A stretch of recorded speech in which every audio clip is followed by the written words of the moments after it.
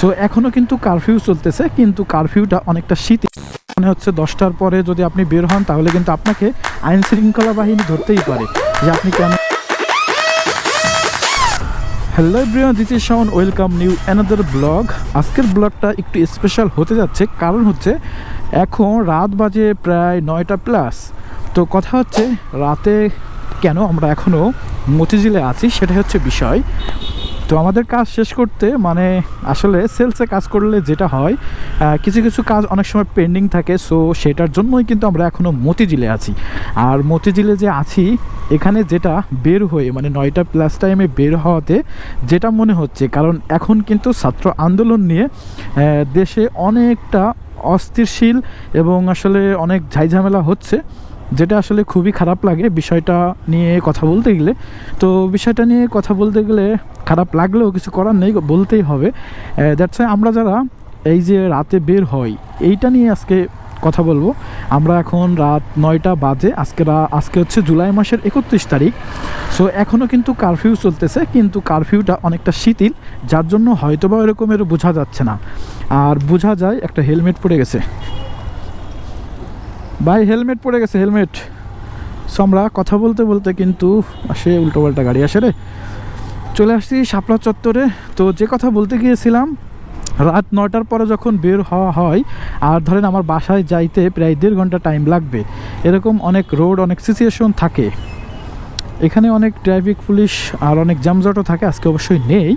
তো যে কথা বলতে গিয়েছিলাম যে রাত 9টার পরে বের হলে যখন 1.5 ঘন্টা টাইম লাগবে, তার মনে হচ্ছে 10টার পরে যদি আপনি বের হন তাহলে কিন্তু আপনাকে আইন শৃঙ্খলা বাহিনী ধরতেই পারে যে আপনি কেন এত রাতে বাইরে আছেন। হ্যাঁ, পুলিশ নাই তো, কেউ নেই পাহারা দেওয়ার জন্য আসলে যান। তো এখন 9টা বাজে, রোডে ঘাটে মানুষজন অনেক কম এবং পুলিশ নেই। তার মানে বুঝতেই পারছেন আমি যেটা বলতে চাচ্ছি, রাত 9টার পরে যখন বের হওয়া হয় তখন কিন্তু মোটামুটি একটা রিস্ক থাকে। যাদের বাসা একটু দূরে তাদের জন্য বেশি রিস্ক।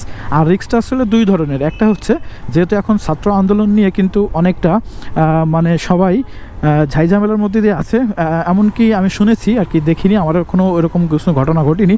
মানে মোবাইল চেক করতেছে, দেন হচ্ছে আপনার কেন আপনি রাত 10টার পরে বের হয়েছেন সেটাও আপনার অবশ্যই কৈফিয়ত করতে হচ্ছে। আর এটা করতেছে আর্মি, যেহেতু মাঠে আছে এখনও, তো আর্মিদের কাছে কিন্তু আপনার জবাবদিহিতা করতে হচ্ছে, পুলিশও আছে। তো আইন শৃঙ্খলা বাহিনী কিন্তু আমাদের জন্যই কাজ করতেছে রাতের কারফিউতে। কিন্তু এখানে যে সমস্যাটা বড় সেটা হচ্ছে আপনার ওই যে একটু একটু অন্ধকার, এখান থেকে বের হয়ে সামনে যে বলি কথাটা,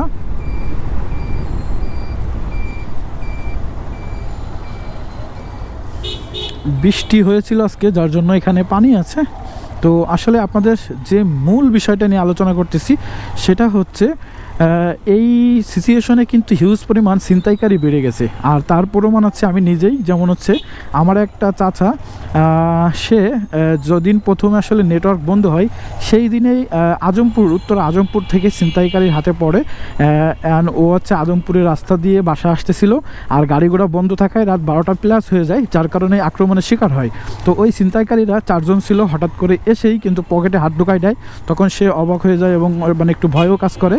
তো সে খুব সাহসী ছিল, যার জন্য তাদের সাথে একটু জোরাজুরিও করে, হালকা পাতলা একটু তো হয়ই। তারপরে কিন্তু তাকে মানে 3টা কোপ দিছে, খুবই মারাত্মক, যেটা পিঠে আসছে 2টা আর সামনে বুকে একটা। তো 3টা কোপ দেওয়ার পরে সেখানে মোটামুটি আপনার 10-15টা সেলাই লাগছে পিছনে, আর সামনে আসছে 4টার মতন মেবি এরকমেরই। অ্যান্ড এইটাই আপনাদের বোঝাতে চাচ্ছি যে যারা আপনারা রাত 10টার পরে বের হবেন তারা অবশ্যই কিন্তু মানে একদম প্রুফ নিয়ে বের হবেন যে আসলে আপনি কোন কাজে কেন আসলেন, কেন লেট হলো, আপনার এই জবাবদিহিতাগুলো করতে হবে।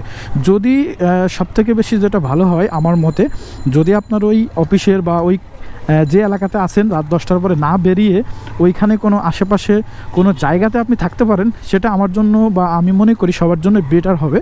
সো আমি এটাই বলবো যে রাত 10টার পরে যখন আপনারা বের হবেন, বিশেষ করে যেহেতু কারফিউ চলতেছে, এই মুহূর্তে আপনার অনেক ধরনের অনেক কিছুতে আপনি শিকার হতে পারেন, যেহেতু ছিনতাইকারী আছে এবং আইন শৃঙ্খলা বাহিনীর হাতেও কিন্তু আপনার কৈফিয়ত দিতে হতে পারে তাদের হাতে পড়লে। তো আশা করি আপনারা বুঝতে পারছেন। অ্যান্ড আমরা এখন রাত 9টার পরে, অনেক দিন পরে হলো, আজকে 9টা বেজে গেছে, অফিসের কাজ শেষ করতে করতে আমরা বের হচ্ছি।